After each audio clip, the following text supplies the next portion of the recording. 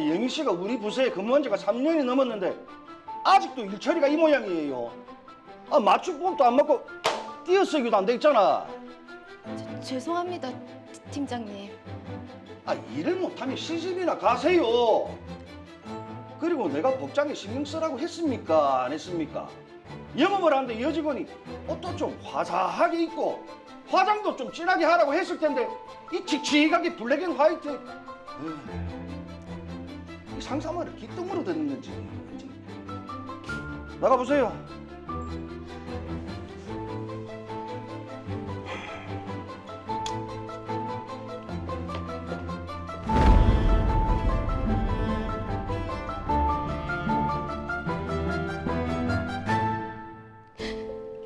팀장님이 희롱하는 거 이거 언제까지 참아야 되노? 팀에 내 편도 없고.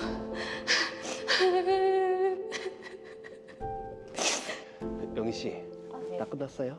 예. 이거 컴퓨터만 끄면. 다들 업무 끝났지? 예. 무슨 일로? 오랜만에 우리 팀 다 같이 회식 한번 하지. 오 과장도 지금 거래처에서 온다고 했으니까 요 앞에 이모집에서 간단하게 한 잔.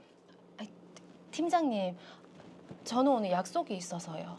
에이, 영희 씨, 회식이 먼저인 겁니다. 개인 약속은 다음으로 미뤄도 되잖아요. 최대리는 괜찮지? 예. 저는 뭐 괜찮습니다. 예. 그래. 오케이. 그러면 요 이모집으로 다 같이 이동. 같이. 예. 와, 너무 자기 마음대로인데요. 강압적이네요. 오 과장이 좀 늦네. 자, 그럼 우리끼리 한잔 할까? 예. 자, 건배.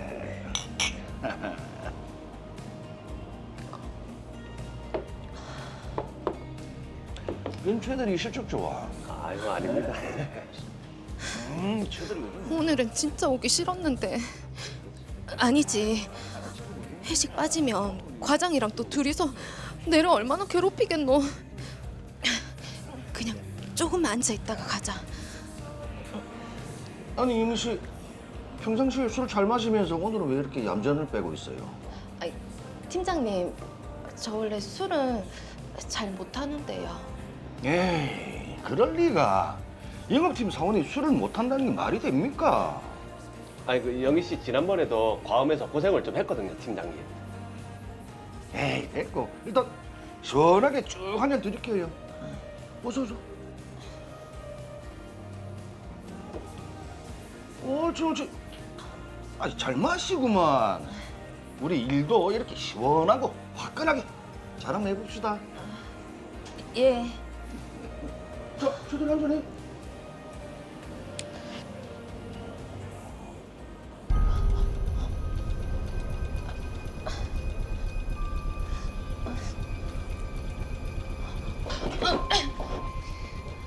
영희 씨 왜?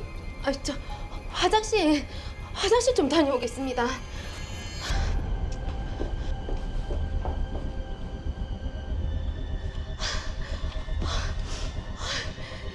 팀장님, 도대체 내한테 왜 이러시는 거고? 뭐? 집에 데려다 준다고? 같이 가자고? 어떡하지? 뭐? 내를 좋아한다고? 이거 답장해야 되나?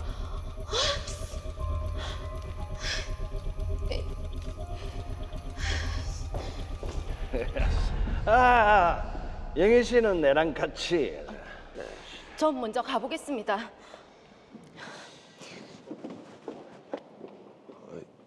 팀장님, 괜찮으세요? 나는 멀쩡해. 문자도 씹고 내가 데려다 준다는데 주랭랑을 치. 박영희, 두고 보자. 우리도 집에 가야겠다. 네. 예, 팀장님. 제가 보실게요. 내가 저번에도 이야기했잖아요. 좀 화사하게, 화장도 좀 진하게. 내 말 뭘로 듣는 거예요? 팀장님 또 그러시네. 오늘도 봐봐. 블랙 앤 화이트. 아니 대체 영희 씨가 뭘 그리 잘못했다고 맨날 혼내시지? 꼬박꼬박 말이야. 이 정도면 이 직장 내 괴롭힘은 상상하는 신고해야 되는 거 아이가?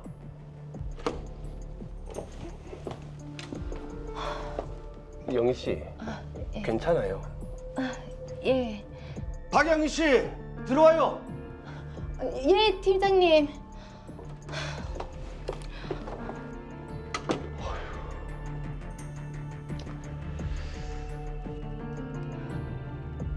팀장의 괴롭힘은 날로 심해졌고 저는 정신과까지 다녀야 될 정도로 힘든 시간을 보내다 결국 퇴사를 하게 됐습니다. 그런데 이게 뭐지? 회사 성희롱 및 직장 내 괴롭힘 피해 사례에 대한 공유 및 당부의 건? 작성자 박영희? 보자. 그날 회식 때 뭐? 팀장이 이랬다고? 아, 우리 회사에서 이렇게 질 나쁜 일이 일어나면 안 되지. 자, 저도 이 이야기에 들은 적이 있고 팀장이 괴롭히는 모습을 직접 목격했습니다. 그리고 아 사실이 아닙니다. 저는 그런 적이 없다니까요. 아 모함입니다. 모함. 예? 징계요?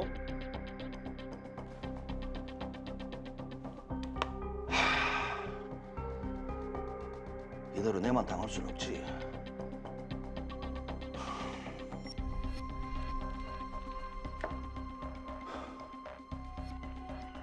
예, 명예훼손으로 고소 좀 하려고요.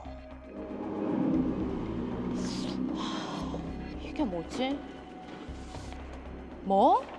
아, 명예훼손? 와, 씨.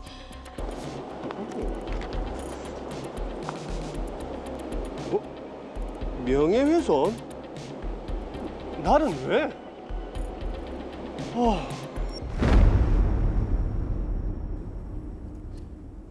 네, 지금 박영희 씨와 최수호 씨가 고소를 당했는데, 자, 강동구 변호사님, 정확하게 어떤 혐의죠? 제가 사건을 좀 더 알아본 바로는 박영희 씨와 최수호 대리가 정보통신망법상 명예훼손 혐의로 고소를 당했다고 합니다.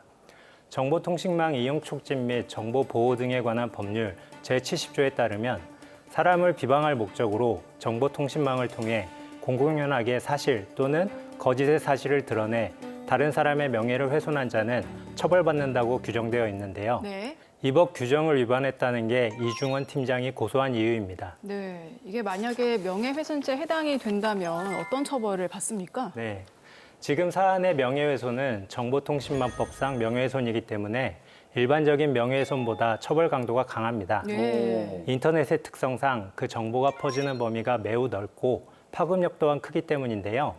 3년 이하의 징역 또는 3천만 원 이하의 벌금에 처해지고요.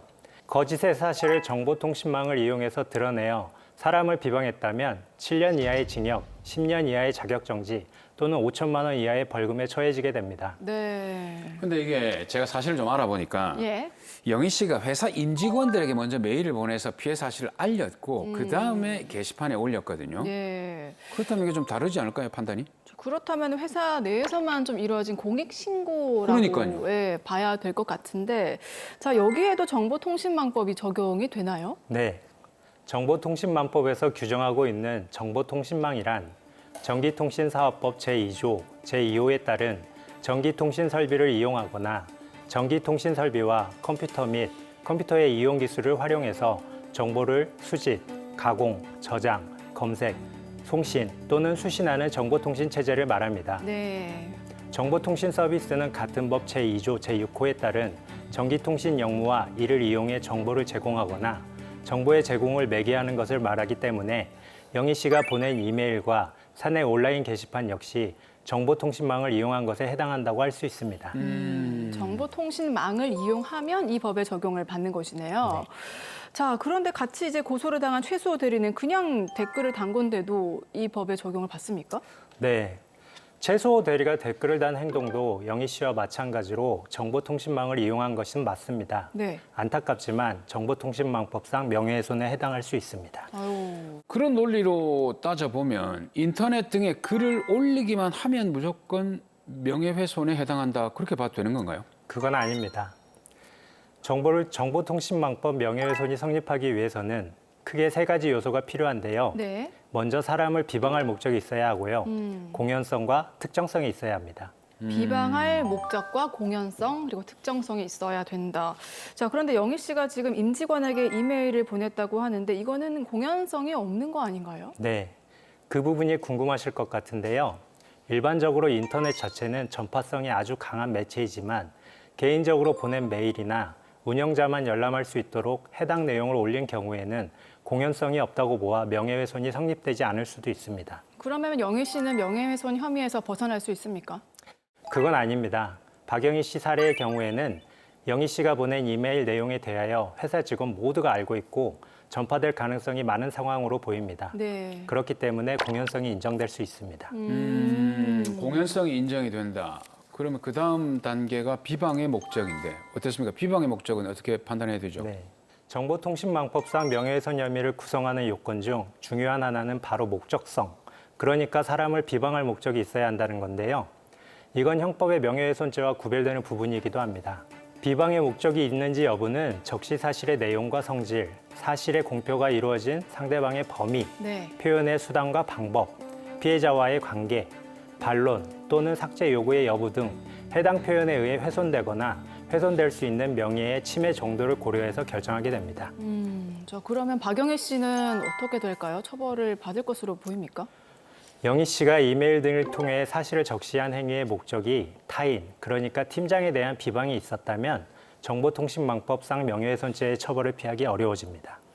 근데 제가 지금 개인적으로 볼 때는 예. 그 개인 그러니까 팀장을 비방할 목적이라기보다는 사실을 알리는 차원에 있는 것 같거든요. 네네. 그렇다면 이게 이제 비방이 아니라 예방인데 공익성 측면에서 따져본다면 이건 어떨까요?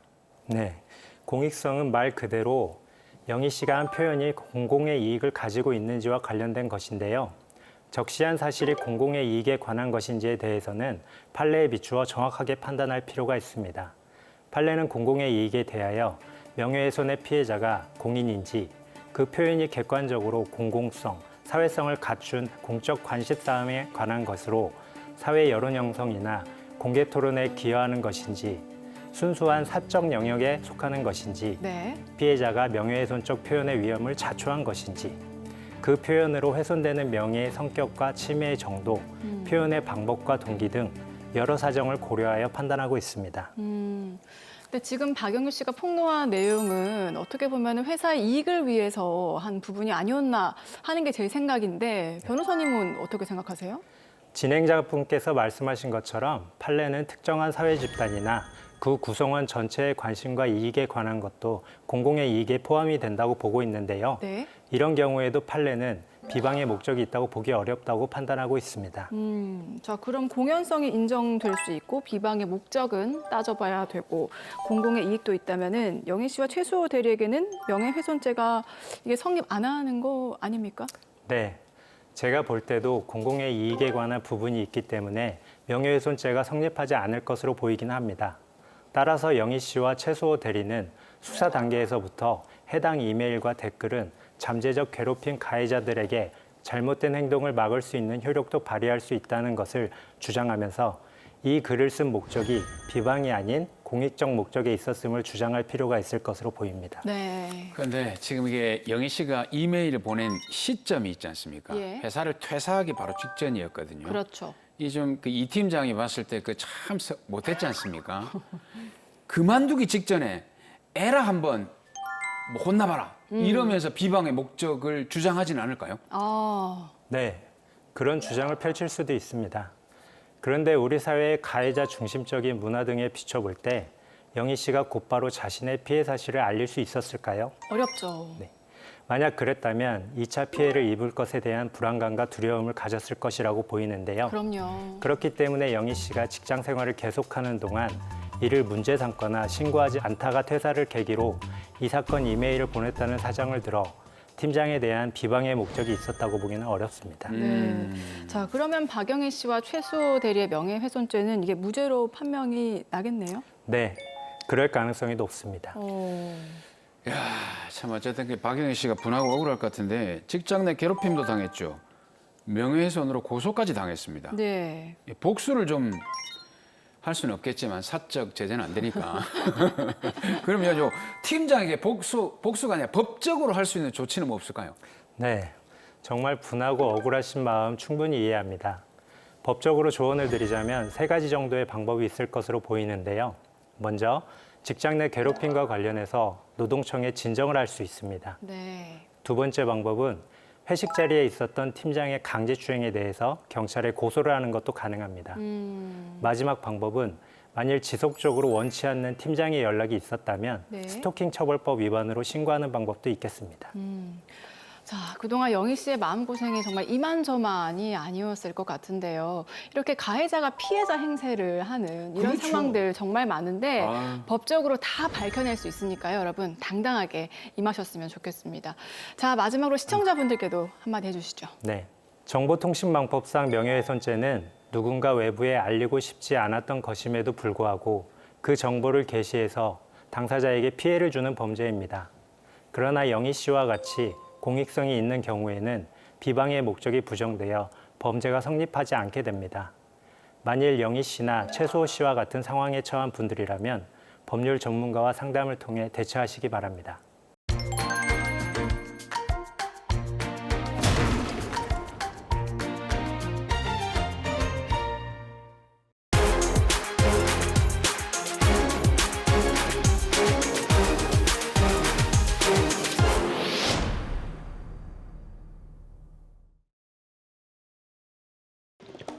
니는 경찰서에 무슨 일이고?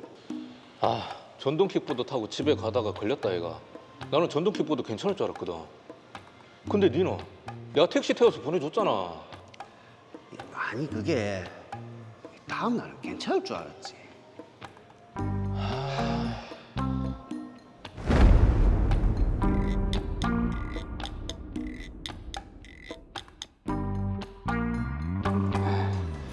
아, 야, 진짜 오랜만이다. 어떻게 지냈는데?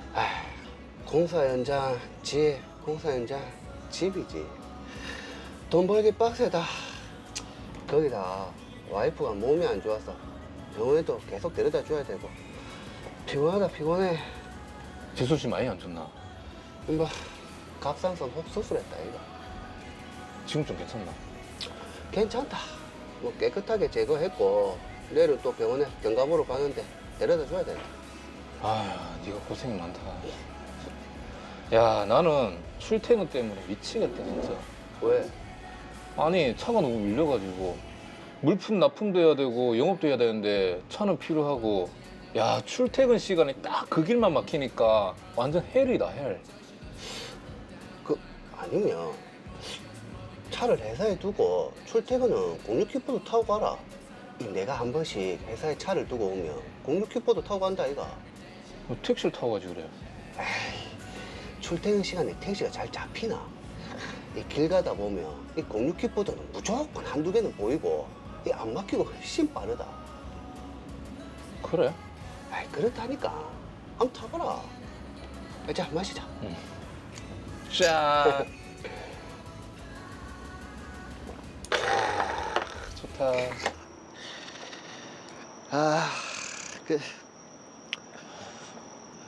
우리 한 잔 더 할까? 니 많이 취했다. 취하기는 멀쩡하다. 멀쩡하기는 니 내일 아침 9시 반까지 재수 씨랑 병원 가야 된다면서.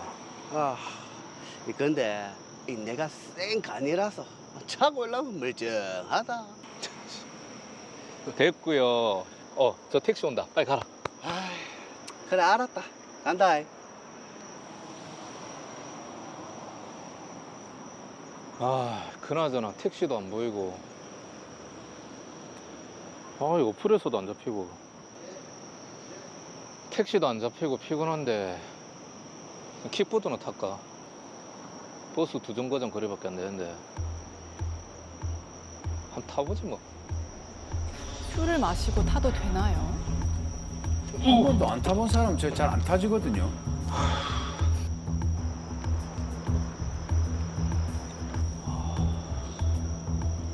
음주 측정 좀 하겠습니다. 네? 전동 킥보드를 타는데 계속해서 넘어지는 게 음주를 한 것 같다고 신고가 들어왔습니다. 측정하겠습니다. 아이고 큰일인데요. 전동 킥보드라서 별 문제가 없을 줄 알았습니다. 혈중 알코올 농도 0.083 나왔네요. 아, 저는 전동 킥보드는 괜찮은 줄 알고 요 1, 20m 정도밖에 안 탔습니다. 한 번만 봐주시면 안 됩니까? 안 됩니다. 나중에 경찰서에서 전화가 갈 거고요. 오늘은 택시 타고 귀가하십시오.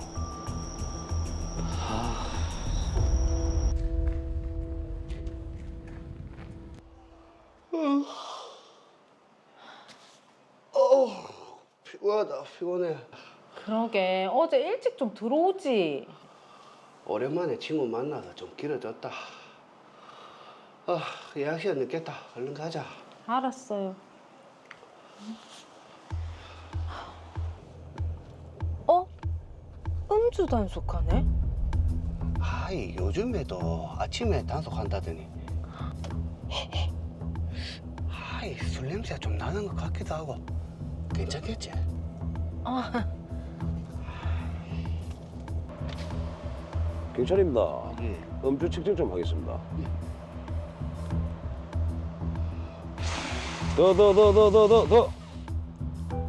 혈중 알코올 농도 0.097 나왔습니다. 예? 아, 지금 안 마셨는데요. 아, 어젯밤에 마시고 집에 잤습니다. 면허 최소 수준이에요. 우선 내리시고요.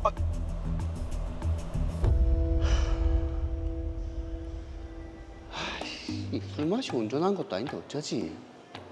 아, 운전 못하게 되는 거 회사에서 알면 징계 세게 먹을 것 같은데.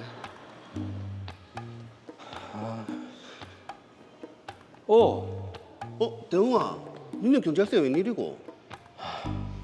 네 보내고 나서 택시가 하도 안 오길래 전동 킥보드 탔거든. 음주 당시에 걸렸다 얘가. 나는 전동 킥보드 괜찮을 줄 알았거든.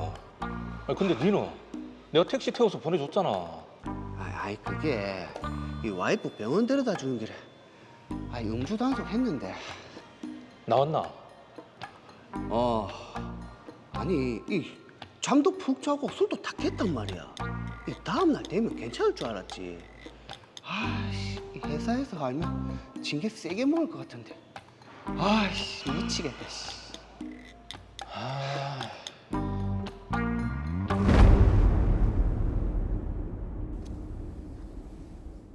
네, 한 분은 숙취 음주운전이고 한 분은 지금 전동 킥보드 음주운전인데, 자, 먼저 박경호 씨 사례부터 짚어보겠습니다.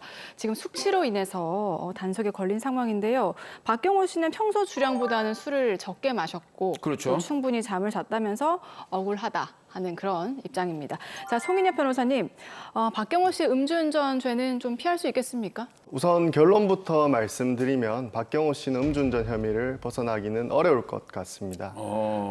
박경호 씨는 술 마시고 잠을 푹 잤으니 음주운전에 고의가 없었다고 주장을 하고 있는 것 같습니다. 네. 그런데 제가 미리 상황에 대해서 좀 더 자세히 알아봤더니 박경호 씨는 전날 술을 마시고 일어난 후 평소와 달리 몸이 무겁고 입에서 술 냄새가 나는 것을 알고 있었던 것으로 확인됐습니다.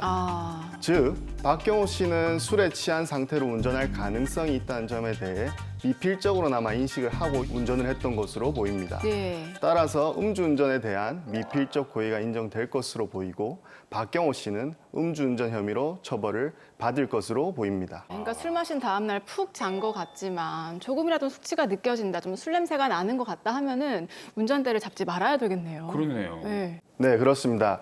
요즘에는 주간에도 음주운전 단속이 이루어지는 경우가 많습니다. 그래서 더욱 조심해야 하고 술 마신 다음 날에는 절대로 운전을 하지 않는 것이 좋습니다. 특히 주량이 세다고 생각하시는 분들은 몸이 정상일지라도 혈중 알코올 농도 수치가 나올 수 있기 때문에 더욱 주의하실 필요가 있습니다. 네. 자, 다시 드라마 사례로 돌아가서 지금 박경호 씨는 혈중 알코올 농도가 0.097%가 나온 상황인데 자, 이렇게 되면 처벌 수위는 어느 정도입니까? 제가 알아본 바에 따르면 박경호 씨는 음주운전 전과가 없는 초범입니다. 박경호 씨의 혈중 알코올 농도는 0.08% 이상 0.2% 미만인 구간에 해당하므로 이 경우에는 도로교통법 제148조의 2 제3항 제2호에 따라 1년 이상 2년 이하 징역이나 500만 원 이상 1천만 원 이하의 벌금에 처해집니다. 네. 그리고 도로교통법 제93조 제1항 제1호에 따라 면허 취소 처분이 이루어지고 면허를 다시 취득할 수 없는 결격 기간 1년이 부여가 됩니다. 야, 사실 그 숙취 운전을 했다는 그 자체는 잘못은 분명합니다만은 예. 지금 박경호 씨 같은 경우에는 암 투병 중인 아내를 병원에 데려다 줘야 되는 그런 안타까운 사정이 좀 있거든요. 그러니까 박경호 씨는 지금 직업상 운전을 못하면 매우 곤란한 상황이고 혹여라도 벌금형을 받게 되면 지금 회사에서 해고될 위기에 처하게 된다고 하는데 자, 변호사님, 박경호 씨를 좀 구제할 방법은 없을까요? 구제 방법이 전혀 없는 것은 아닙니다.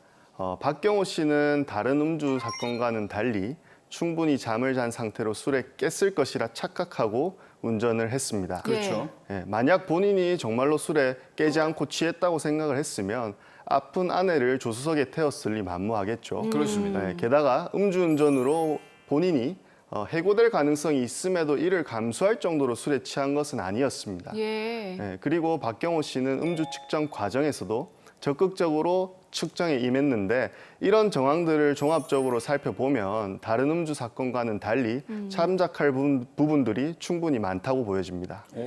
자, 참작할 부분들이 있다고 하셨으니까 적극적으로 소명을 해서 선처를 구해야 될 것 같은데 구체적으로 그럼 어떻게 해야 될까요? 이럴 경우에는 운전이 필요한 이유, 즉 직업상 운전이 필요한 이유를 자세히 쓰고 벌금형 이상의 형이 선고되는 경우 받게 될 회사 징계 등의 불이익, 음주운전에 이르게 된 경위와 동기, 구체적인 재발 방지 대책을 충분히 설명을 해야 합니다. 예. 그래야 전과 기록으로 남지도 않고 벌금도 내지 않는 기소유예 처분을 받을 수 있습니다. 네. 기소유예 처분은 검사가 봤을 때 죄는 인정되나 참작할 만한 사유가 있는 등 죄질이 비교적 가볍다고 판단하여 결정하는 불기소 처분 중 하나입니다. 우리가 소위 말하는 전과로 남는 것은 아닙니다. 예. 이에 따라서 박경호 씨가 기소유예 처분을 받게 되면 벌금도 내지 않고 전과자도 되지 않는 동시에 회사에서 계속 근무할 수도 있을 것으로 보여집니다. 이게 지금 박경호 씨가 그래도 기소유예 처분을 받아가지고 회사에 징계 없이 다닐 수 있는 거 그건 좀 다행이긴 한데 네. 문제는 면허가 없으면 회사 업무를 하기가 힘들어요. 그렇죠. 이 면허를 취소당하지 않을 방법은 없을까요? 다행히도 박경호 씨가 기소유예 처분을 받게 되면 도로교통법 제82조 제2항 단서조항에 따라서 운전면허가 취소되기는 합니다만 특별 안전교통교육을 수강한 후에 바로 재취득을 할 수 있습니다. 즉 면허 결격 기간이 적용되지 않는 것입니다. 예. 따라서 박경호 씨는 기소유예 처분만 받게 되면 면허를 살리는 동시에 회사에서 해고되지도 않고 잘 생활할 수 있습니다. 네. 자, 다음 우리 김대웅 씨 한번 살펴볼게요. 지금 술을 마시고 전동 킥보드를 타고 가다가 음주 단속에 걸렸는데 지금 혈중 알코올 농도가 0.087%가 나왔습니다. 김대웅 씨도 음주운전으로 처벌을 받게 되는 겁니까?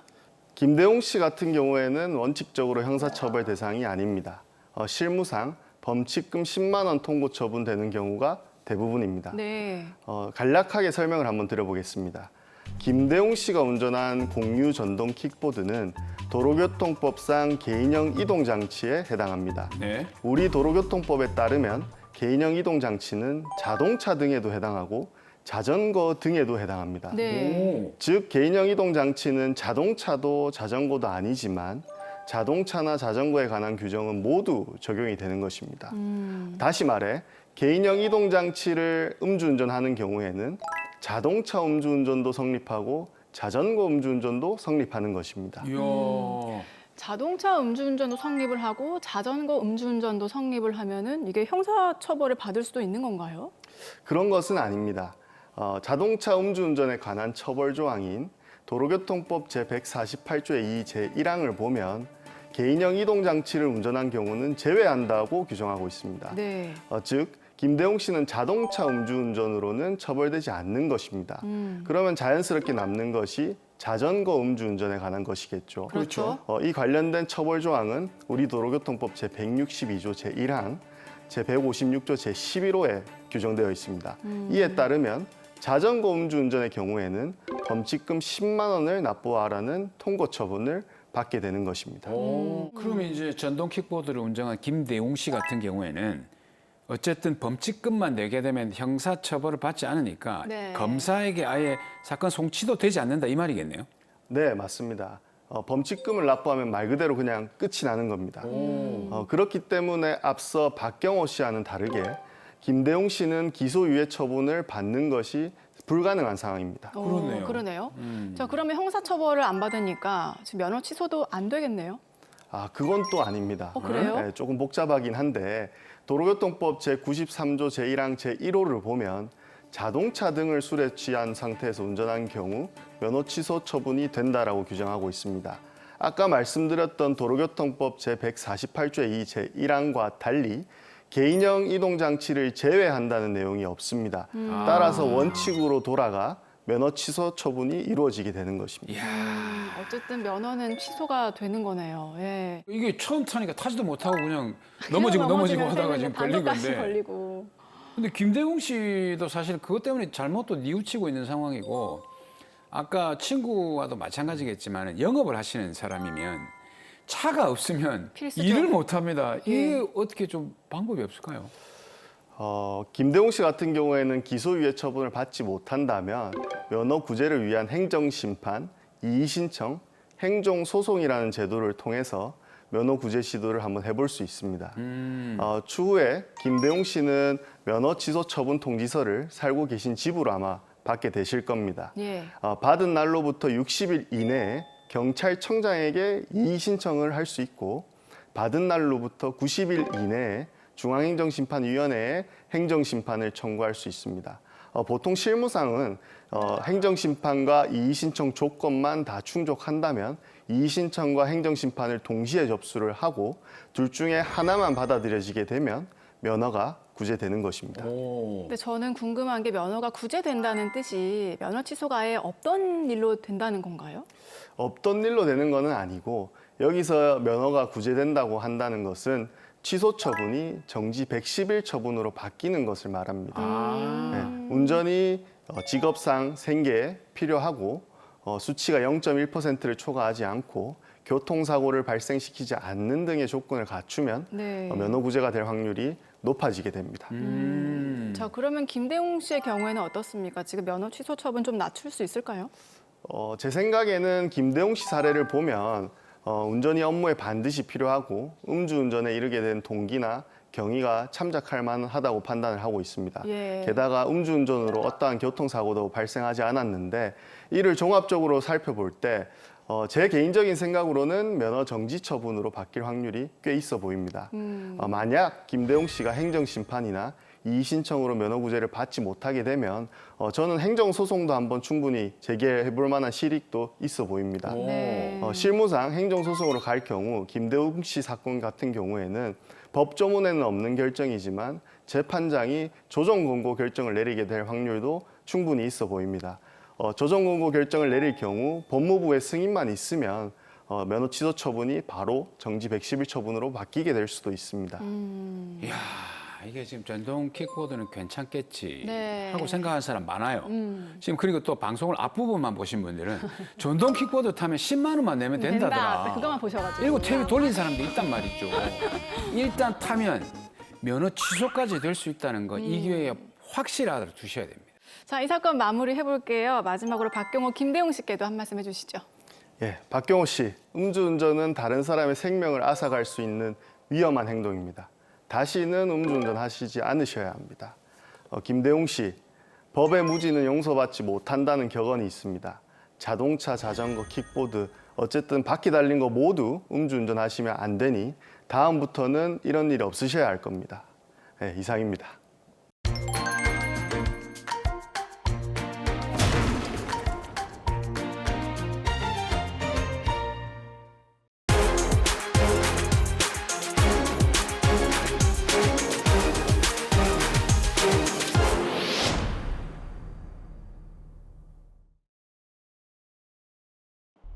뭐? 또 보이스피싱에 연루된 것 같다고? 아이고 이 자스가 이게 도대체 몇 번째고 몇 번째? 아이고 속 터져 진짜.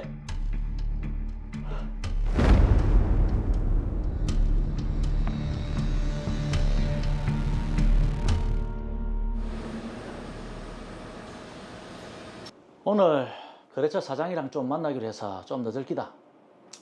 주말에 덕수는 집에 온다나? 일이 바쁘다고 못 온다고 하던데요. 일?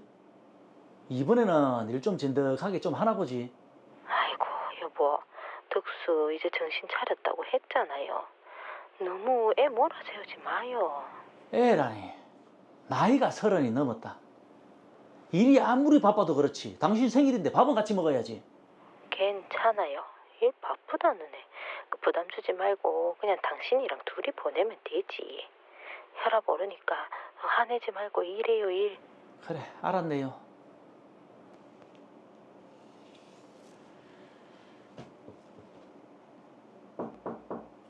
예, 들어오세요. 아버지, 어? 네가 회사에는 무슨 일이고? 일이 바빠서 엄마 생일에도 못 온다는 녀석이. 아버지, 큰일 났습니다. 저 좀 살려주세요, 아버지. 왜? 무슨 일인데? 아버지, 저 범죄자 되게 생겼습니다. 네? 사고 쳤나? 아버지, 그게 아니라요. 저 진짜 억울합니다. 저도 모르는 사이에 보이스피싱에 연루된 것 같습니다. 친한 형이 자기 계좌에 문제가 있다 그랬나? 그래서 저한테 송금해 줄 테니 출금해서 자기한테 달라 그랬거든요. 그래서 그렇게 해줬습니다. 그런데? 근데 그게 보이스피싱이었나 봅니다. 친한 형은 잠수 타버리고 피해자한테 돈 안 돌려주면 형사처벌 받는답니다. 뭐? 아버지, 큰일이죠. 저 좀 살려주세요. 저 진짜 억울합니다. 저 진짜 몰랐다고요. 아버지, 저 빨간 죽고이면 인생 끝장나는 겁니다. 아버지, 제발 저 돈 좀. 피해 금액이 얼만데? 5천만 원이요. 뭐? 5천만 원? 아버지 저 진짜 억울하다니까요. 이대로 아들 범죄자 되도록 놔두실 거예요? 이거 조심 좀 하지. 돈 줄 테니까 피해자들한테 얼른 돌려줘라. 감사합니다. 감사합니다, 아버지. 감사합니다.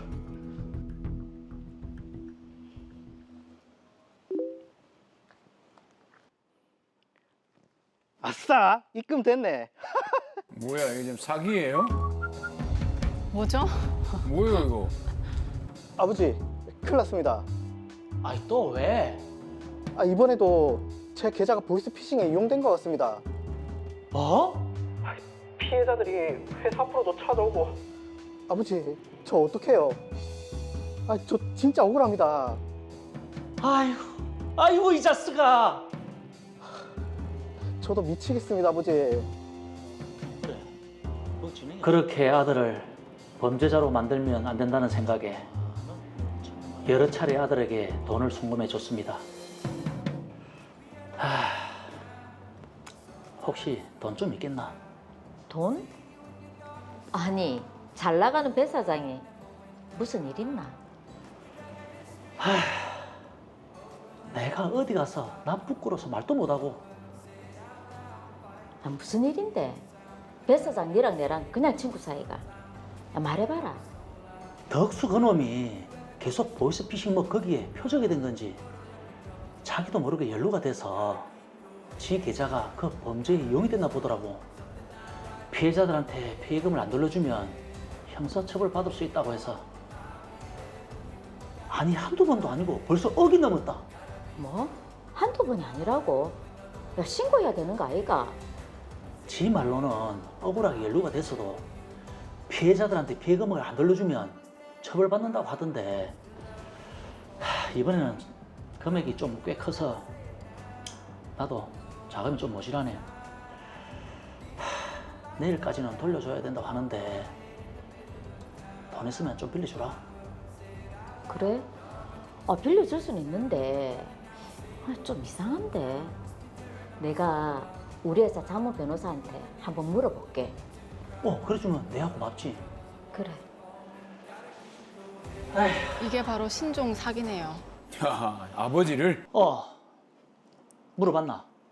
물어봤는데 덕수가 보이스피싱 범죄단체에 지 계좌를 범죄 목적으로 제공하지 않은 이상 피해자들에게 피해금을 변제할 책임은 없다고 하던데. 그래? 그래, 알아봐줘서 고맙대. 아버지, 돈은 네 진짜 보이스피싱 범죄에 당한 거 맞나? 진짜라니까요. 그럼 내랑 같이 경찰서에 가자. 아버지, 제가 다 말씀드렸잖아요. 너는 범죄에 사용되는 줄 몰랐다며. 그러면 피해자들한테 피해금을 변제할 책임이 없다고 하더라. 가자, 빨리 경찰서에. 아버지, 진짜라니까요. 내가 다 알아봤다. 빨리 가자고. 아이, 놓치네, 그냥 달라면 주면 될 거를. 니 다 거짓말이지? 예, 돈이 좀 필요해서 거짓말 좀 했습니다. 왜요? 뭐? 뭐라고? 돈도 많으신 양반이, 그러니까 아들이 돈 좀 달라고 할 때 그냥 줬으면 이런 일 없잖아요. 아이고 이놈아, 그러면 그 많은 돈 다 어디 갔었노? 큰 돈 버는데 투자 좀 했습니다. 투자? 니 설마 인터넷 도박했나? 이번에 진짜 터질 때 됐는데. 아버지, 어차피 다 저한테 물려주실 거 미리 줬다 생각하세요. 아유, 이놈의 새끼, 내 니 가만히 두나봐라. 네가 가져간 돈이 이놈아 수억이다, 수억. 감히 부모한테 사기를 쳐? 오냐, 아들이고 뭐고 내 니 딱 고살 거니까 이번 기회에 네 버르장머리를 내 제대로 고쳐줄게. 알겠나? 고사하세요. 부모 자식 간에 무슨. 어차피 처벌 안 받으니까 괜히 힘 빼지 마세요. 어이가 없네, 진짜. 내 저놈의 자식을 잘못 키웠네, 잘못 키웠어. 내 저놈의 자식을 어떻게 해야 되노?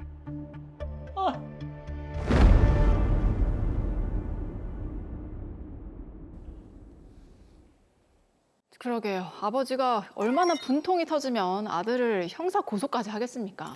야, 그러니까요. 상황이 저 정도 되면은 사실 무자식이 상팔자다. 뭐 이런 말이 그대로 들어맞지 않을까 하는 생각이 나는데. 그럴 것 같아요. 예. 그 아버지 바람대로 아들을 요번에 딱 적정한 처벌을 받고 반성을 할 수 있게끔 이렇게 만들어줬으면 좋겠는데. 자, 그러니까요. 그렇게 될 수 있을지 저희가 한번 살펴보도록 하겠습니다. 자, 이영웅 변호사님, 아들 배덕수 씨가 부모 자식 간에 고소를 해도 이게 처벌을 받지 않는다 하면서 맞서고 있는데 맞습니까? 네, 종래 형법 규정에 따르면 드라마 사례처럼 직계열족 간 범죄에 대해서 고소를 한다고 하더라도 검찰에서 공소권 없음에 불기소 처분을 해왔습니다. 최근 유명인들의 가족 간 재산 문제들이 이슈가 되면서 흔히 들어보셨을 텐데요. 네. 이를 친족 상도례라고 합니다. 그렇죠. 친족 상도례 저희가 가족 간 분쟁에서 종종 들어봤는데 다시 한번 구체적으로 설명을 좀 부탁드려도 될까요? 네, 형법상 친족 상도례 조항은 1953년 우리나라 형법이 제정될 때부터 도입이 됐습니다. 형법 제328조 제1항에 따르면 직계열족이나 배우자, 동거 중인 친족 등이 사기, 횡령, 배임 등 범죄를 저지를 경우에 그 형을 면제하는 것으로 규정을 하고 있고, 이에 따라서 검찰에서도 이와 같은 경우는 공소권 없음 처리를 해왔습니다. 네. 가정 내 문제는 가족끼리 먼저 해결을 할 기회를 주자는 취지로 국가 형벌권이 간섭하지 않는 것이 바람직하다는 정책적 고려와 함께 가정의 평온이 형사처벌로 인해서 깨지는 것을 막으려는데 그 입법 취지가 있었다고 볼 수 있습니다. 이 가정 문제는 가정에서 먼저 해결하라 이런 취지인 것 같은데 사실 이게 지금 친족이라고 말씀을 하셨잖아요. 아까도 대충 보니까 그 범위가 있는 것 같은데 친족이라고 하면 무조건 이 친족 상도례 적용을 받는 건 아니죠? 꼭 그렇지는 않습니다. 우선 친족 상도례라고 하는 것은 두 가지 유형으로 나뉩니다. 첫 번째로 형법 제328조 제1항은 직계혈족, 배우자, 동거친족, 동거가족 또는 그 배우자 간의 죄는 그 형을 면제하는 것으로 규정을 하고 있고 형법 제328조 제2항은 1항에서 정하고 있는 이외의 친족 간의 죄에 대해서는 피해자의 고소가 있어야 공소를 제기할 수 있는 것으로 규정을 하고 있습니다. 그리고 친족 간의 범위에 대해서는 민법에서 규정을 하고 있는데 네. 8촌 이내의 혈족, 4촌 이내의 인척, 그리고 배우자를 친족의 범위로 정하고 있습니다. 예. 따라서 드라마 사례와 같은 경우에는 가해자와 피해자의 관계가 부자 관계이기 때문에 동거 여부와 무관하게 형법 제328조 제1항이 적용이 되고 따라서 피해자가 가해자인 아들을 처벌해달라고 고소를 한다고 하더라도 처벌을 할 수가 없었습니다. 근데 가족 간의 뭐 돈 문제뿐만이 아니라 뉴스를 보면 폭행 사건도 일어나잖아요. 맞아요. 가족 간의 폭행도 친족 상도례가 적용이 되나요? 네, 그렇진 않습니다. 친족 상도례 규정은 제3범죄에 국한하여 적용이 되고 다만 제3범죄 중에서 강도죄, 손괴죄, 점유강치죄 및 강제집행 면탈죄는 친족 상도례의 적용에서 제외가 됩니다. 예. 자, 이 드라마 사례에서 보면 지금 아들 배덕수 씨가 정말 괘씸하게도 아버지를 속여서 지금 수억 원을 가져갔는데 그래도 이게 아들이기 때문에 처벌할 수 없는 겁니까? 반드시 그렇다고 말할 수는 없습니다. 올해 6월 27일자로 헌법재판소가 친족 상도례 조항에 대해서 헌법 불합치 결정을 했습니다. 이는 친족 상도례가 헌법에 맞지 않다고 본 것인데요. 그래서 헌법 불합치 결정에 따라서 국회는 내년 12월까지 새로운 법을 만들어야 합니다. 네. 따라서 배영구 씨와 배덕수 씨가 부자 관계에 있다고 하더라도 아들 배덕수 씨의 사기 범행에 대해서 검찰에서 반드시 공소권 없음 불기소 처분을 할 것이라고 단정하기는 어렵습니다.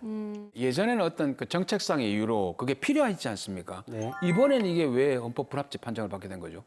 헌법재판소가 형법 제328조 제1항이 규정한 친족 상도례가 헌법에 맞지 않다고 본 이유는 가족의 재산 범죄로 인한 피해자들의 권리를 보호해야 한다는 점에 있습니다. 가족이라는 이유로 면죄부를 받는 것은 피해자의 기본권을 크게 침해한다는 것이 그 주된 취지인데요. 네. 또 가족의 형태가 핵가족화되고 있고 1인 가구가 증가하는 상황에서 먼 친척의 범죄까지 처벌을 면해주는 것은 타당하지 않다고 본 것입니다.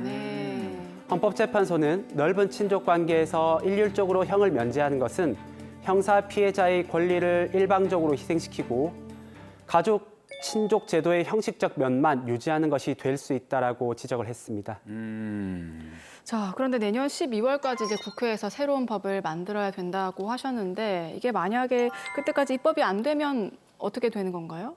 헌법재판소는 2025년 12월 31일까지 국회가 개선 입법을 하지 않을 경우에는 형법 제328조 제1항은 2026년 1월 1일부로 효력을 상실한다고 결정을 했습니다. 네. 따라서 헌법재판소가 명시한 기한까지 법률 개정이 이루어지지 않으면 종전까지 효력을 가졌던 형법 제328조 제1항은 더 이상 효력을 가질 수 없게 됩니다. 이에 2026년 1월 1일부터 형법 제328조 제1항의 친족 간의 재산 범죄에 대해서는 더 이상 친족 상도례가 적용이 되지 않고 수사, 기소 및 처벌을 받는 것으로 판단이 될 수 있습니다. 네. 자, 그리고 저는 이제 이것도 궁금한데 이미 발생한 이 사안에 대해서는 친족 상도례 규정이 적용될 수 있는지 어떤지 좀 궁금하네요. 조금 더 어려운 개념이 될 수 있는데요. 대법원은 헌법재판소가 헌법 불합치 결정을 하면서 법률 조항의 개정 또는 폐지에 대한 임무를 입법자에게 맡긴 이상 개선하는 입법의 소급 적용 여부 및 소급 적용의 범위는 원칙적으로 입법자의 재량에 맡긴 것으로 보아야 한다고 판단하고 있습니다. 그러면서도 적어도 헌법 불합치 결정을 한 당의 사건 그리고 헌법 불합치 결정 당시에 당의 법률 조항의 위헌 여부가 쟁점이 되어서 법원에 계속 중인 사건에 대해서는 헌법 불합치 결정에 소급효가 미친다고 판단을 하고 있습니다. 네. 이러한 측면에서 보면 헌법재판소의 헌법 불합치 결정 당시 당해 사건 및 당해 친족 상돌의 규정의 위헌 여부가 다투어지고 있던 사건의 경우에는 개정 규정이 소급해서 적용되는 것으로 해석될 수 있습니다. 사실 저는 이것도 궁금한 게 지금 우리가 드라마 사례를 봤잖아요. 예. 이게 저희들이 이제 뭐 막 재현을 해서 그렇지 설마 이런 일이 있겠나 생각하는 사람이 이런 많거든요. 일까지. 그쵸. 실제로 예. 이런 일들이 일어납니까 근데? 믿기 어려우시겠지만 최근 자녀들이 부모를 상대로 재산죄를 범하는 경우가 상당히 많이 있습니다. 그리고 실제로 이와 같은 문제로 상담 문의를 주시는 경우가 덜어 있습니다. 그래요. 부모들로부터 미리 상속 재산을 증여를 해달라는 취지로 주장을 하면서 폭행, 협박 등 범죄 행위를 하는 경우, 특히 부모가 알츠하이머를 겪는 등 정신 상태가 온전치 못한 상황에서 이러한 사정을 악용해서 사기 범행을 하는 경우들이 빈번하게 있습니다. 그런데 이와 같은 경우에도 자녀들의 행위에 대해서 처벌을 하지 못하고 민사적인 방법을 통해서 권리 구제를 강구해야 하는 피해가 지속되어 왔던 것입니다. 앞으로 또 가족 간 재산 범죄 사건 더 늘어날 것 같은데 변호사님께서는 친족 상도례가 이게 어떻게 좀 바뀌어야 된다고 보세요? 헌법재판소는 형법 제328조 제1항의 위헌성이 일정한 친족 사이의 재산 범죄와 관련해서 형사처벌의 특례를 인정하는 것에 있는 것이 아니라 넓은 범위의 친족에 대해서 재산 범죄의 경중을 묻지 않고 피해자의 의사와 관계없이 일률적으로 형면제를 함에 따라서 구체적인 사안에서 형사 피해자의 재판 절차 진술권이 형해화될 수 있는 것이 문제라고 지적을 했습니다. 따라서 이러한 점을 근거로 헌법 불합치 결정을 했습니다. 또한 형법 제328조 제1항 이외의 친족에 대해서는 피해자의 고소가 있어야 공소를 제기할 수 있다라고 하는 형법 제328조 제2항의 규정은 헌법에 위반되지 않는다라고 판단을 했습니다. 그렇죠. 이에 따르면 형법 제328조 제1항의 친족관계, 즉 직계 혈족, 배우자, 동거 친족, 동거 가족 및 그 배우자의 경우에 있어서도 제2항의 경우와 마찬가지로 피해자의 고소가 있는 경우에 한해서 공소를 제기할 수 있다라고 개정을 하는 것이 친족관계의 특수성을 고려를 하면서도 피해자의 재판 절차 진술권을 존중할 수 있는 방안이 될 수 있다라고 생각이 됩니다. 네. 친족 상도례 규정이 좀 얽매여서 이러지도 저러지도 못했던 그런 사건들 참 많을 것 같은데 맞습니다. 적정한 개선이 되면 좋겠습니다. 자, 마지막으로 의뢰인 배영구 씨께도 한 말씀 더 해주시죠. 헌법재판소의 결정에 따라서 친족 상도례 규정이 어떻게 개정될지 예단하기는 어렵겠습니다만 본래 친족 상도례 규정이 도입된 취지를 고려하셔서 자녀분과 이 문제를 어떻게 풀어나갈지 대화를 해보시기를 권해드립니다. 그리고 대화를 통해서도 자녀분이 계도가 되지 않는다면 법률 전문가의 상담을 통해서 자녀분에 대한 민사상 조치를 취하는 이외에 형사적으로도 고소를 진행하는 방안을 모색해 보시기를 권해드립니다.